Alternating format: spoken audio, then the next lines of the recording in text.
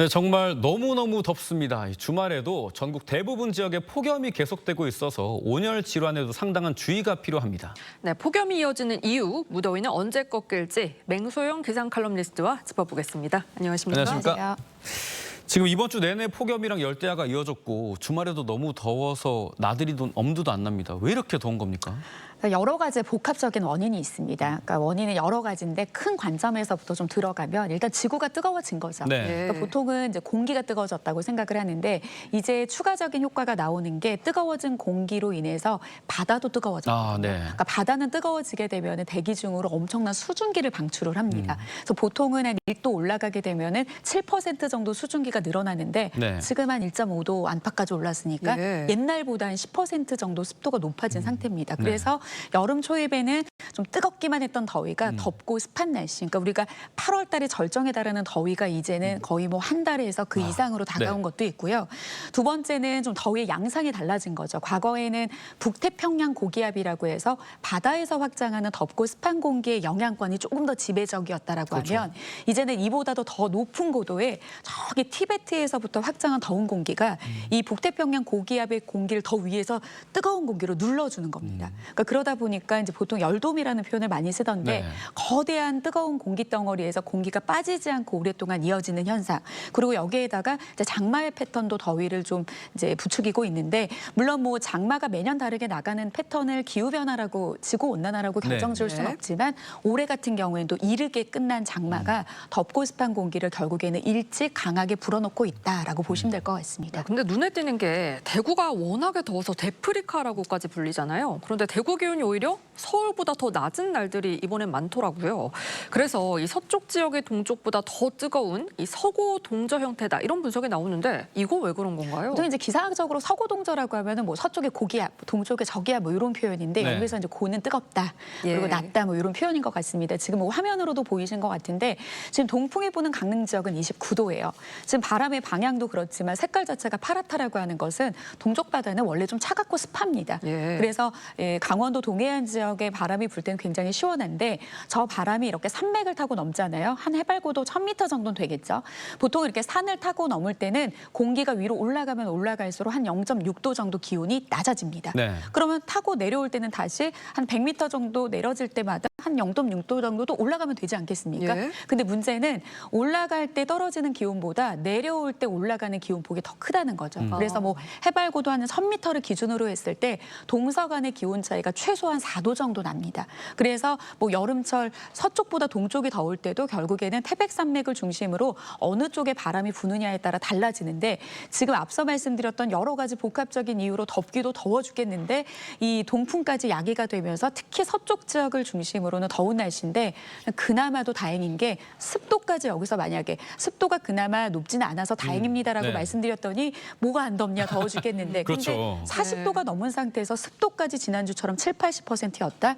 아마 체감더위 한 45도까지 올라갈 수 있습니다. 그러니까 그나마 땀은 덜 나는 좀 습한 더위는 아닌 게 좀 다행이다라고 보셔야 될 것 같습니다. 참, 이 상황이 너무 심각한 게 폭염이 이어지면서 정말 안타깝지만 택배 노동자분들이 사망하는 일도 발생을 했고요. 온열 질환 환자들이 1,424명을 넘어섰더라고요.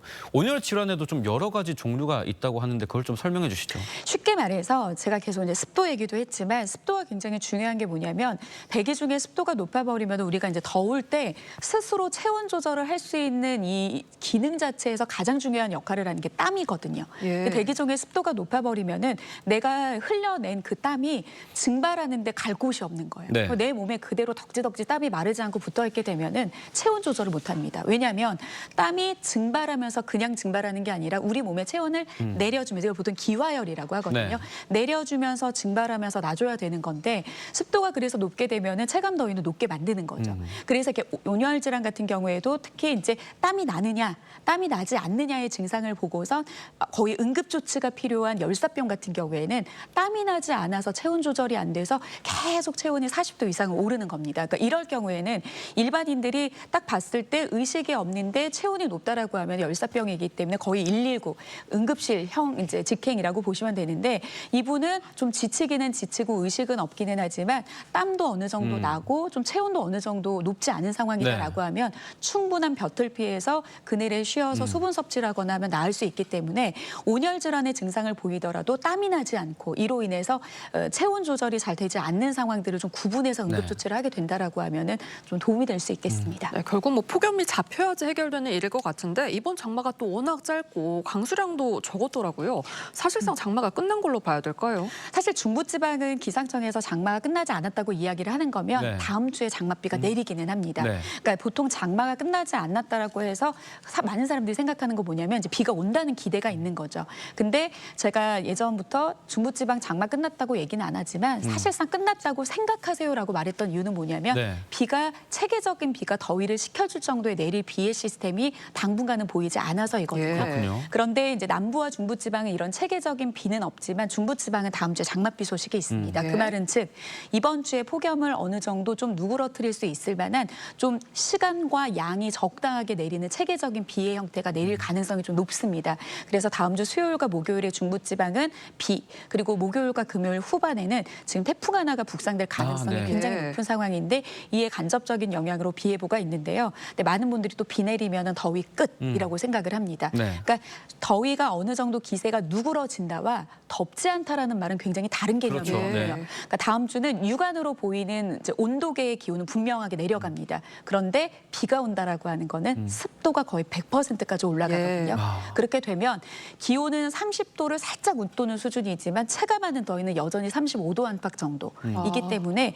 이게 비가 온다라고 해서 누그러진다라는 개념인 거지 더위가 끝난다라는 개념이 아니라는 걸 꼭은 명심해 두셔야 될 것 같습니다. 그러면 짧게 폭염 기세가 꺾이는 건 좀 언제쯤으로 저희가 생각을 해야 될까요? 그 생각은 지금 하면 굉장히 위험한 발상입니다. 네. 그 말은 즉 지금 보통 일반적으로 30년 전에 7월 초에 이제 첫 폭염일이 나타나서 마지막은 한 8월 15일 광복절을 전후해서 이제 마지막 폭염이 나타났던 게 네. 과거 30년의 패턴이거든요. 근데 이제서야 폭염 언제 끝날까요?라고 하는 것은 오히려 더 이상 기후를 초래할 수 있는 겁니다. 그러니까 다음 주 어느 정도 누그러지게 된다라고 하면 다시 와해된 폭염의 그 견고한 구조가 다시 만들어질 가능성이 높고 네. 만들어져야 되는 게 정상입니다. 이제 시작이니까요. 계속해서 건강 잘 챙기시길 바라겠습니다. 네, 지금까지 날씨 전망 맹소영 기상 칼럼니스트와 함께했습니다. 네, 감사합니다. 감사합니다.